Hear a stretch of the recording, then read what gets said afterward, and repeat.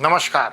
पुनः उपस्थित हूँ आपके समक्ष मासिक राशि फल को लेकर अपने किए गए वादे के अनुसार। और आज की इस कड़ी में हम बात करेंगे राशि क्रमांक 11 यानी कुंभ राशि की, जिसके स्वामी शनि देव हैं। जन्म राशि पर वैसे तो शनि की 7.5 का तीसरा और अंतिम चरण चल रहा है और कहीं ना कहीं आप आने वाले समय में फरवरी 2028 तक शनि की 7.5 से पूरी तरह से मुक्त भी हो जाएंगे। तो आज के इस राशिफल में विस्तृत चर्चा करेंगे हम ग्रहों के गोचर के चंद्र राशि से प्रभाव के अनुसार कहां पर रखनी होगी सावधानी और कहां पर मिलेगा आपको लाभ अगस्त 2025 में कुंभ राशि के जातकों को।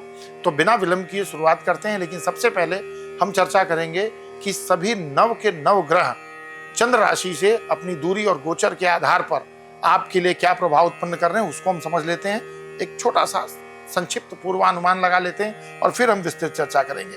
महीने का पहला भाग आपके लिए अगर हम कहें तो थोड़ा सा ज्यादा बेहतर साबित हो सकता है, क्योंकि सूर्य महाराज आपकी जन्म राशि कुंभ से छठे भाव में रहकर आपको मानसिक और शारीरिक ताकत प्रदान कर रहे हैं। लेकिन जैसे ही 17 अगस्त आएगा सूर्य सप्तम भाव में प्रवेश करेंगे और सप्तम भाव दैनिक रोजगार और वैवाहिक जीवन से जुड़ा है, पार्टनरशिप से जुड़ा है, तो वहां पर थोड़ा सा टकराव बढ़ने की संभावना है। तो 17 अगस्त तक तो सूर्य की स्थिति आपके लिए अच्छी है। मंगल पूरे महीने आपकी जन्म राशि से अष्टम भाव में है। यह आपके आत्मविश्वास को थोड़ा हिला सकते हैं और स्वास्थ्य में सतर्कता की मांग उठती है। ऐसी स्थिति में बुध का गोचर आपकी जन्म राशि से छठे भाव में आपको कार्य क्षेत्र में तीव्र निर्णय शक्ति देगा। तो वहीं बृहस्पति पंचम भाव में रहकर जीवन के हर क्षेत्र में शुभता का संचार करेंगे। पंचम भाव में गुरु और शुक्र दोनों एक साथ बैठे हैं। 21 अगस्त के बाद शुक्र थोड़ा कमजोर हो जाएगा, जिसका असर प्रेम और दाम्पत्य जीवन पर पड़ सकता है।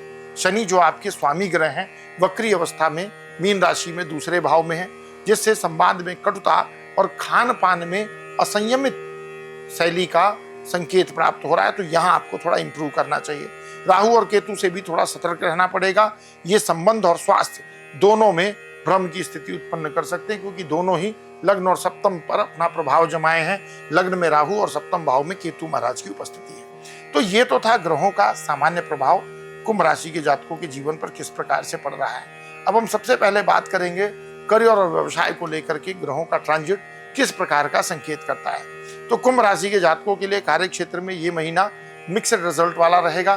मंगल आपकी जन्म राशि कुंभ से अष्टम भाव में है, जिससे आपकी कुछ पहले से जो योजनाएं बनी हैं वो अटक सकती हैं। लेकिन बुध के सहयोग से नौकरी पेशा जातकों को उनकी जो भी समस्याएं हैं उनका हल मिलने की भी प्रोबेबिलिटी बनती है। यदि आप बिजनेस में हैं तो महीने की शुरुआत नई रणनीति के साथ करें, लेकिन निवेश से फिलहाल आपको बचना होगा।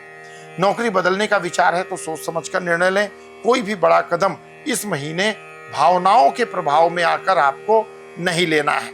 अगर बात करें फाइनेंशियल स्टेटस की, क्योंकि जीवन का एक महत्वपूर्ण क्षेत्र है, अगर फाइनेंशियल स्टेटस अच्छा रहेगा तो आप समाज में अपनी सारी जिम्मेदारियां सहजता के साथ पूरा करते हैं। तो अगर धन की बात करें तो लाभेश बृहस्पति शुभ भाव में आपकी जन्म कुंडली में है, लाभ भाव को देख भी रहे हैं। तो ये कहा जा सकता है कि आपके लिए आमदनी की स्थिति संतोषजनक यानी अच्छी रहने वाली है। लेकिन शनि और मंगल की दृष्टि आपकी सेविंग को थोड़ा कमजोर कर सकती है।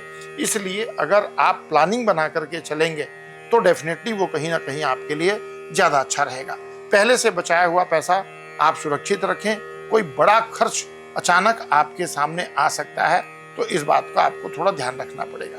अगर बात करें स्वास्थ्य की, तो स्वास्थ्य के लिहाज से ये महीना थोड़ा सा कॉम्प्लिकेटेड हो सकता है, चुनौतीपूर्ण रहेगा। शनि और राहु की स्थिति तनाव व अनियमित दिनचर्या को जन्म दे सकती है। 8वें भाव में मंगल का प्रभाव चोट चपेट और कोई किसी माइनर सर्जरी जैसा भी इंडिकेशन कर रहा है। इसलिए वाहन को पूरी सावधानी के साथ चलाएं, क्योंकि मंगल का प्रभाव अष्टम भाव में है।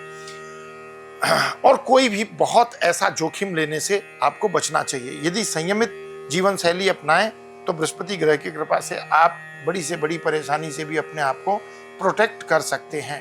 बात करें प्रेम संबंधों की या दाम्पत्य जीवन की, तो प्रेम संबंधों में महीना 2 हिस्सों में अलग अलग बटा हुआ है।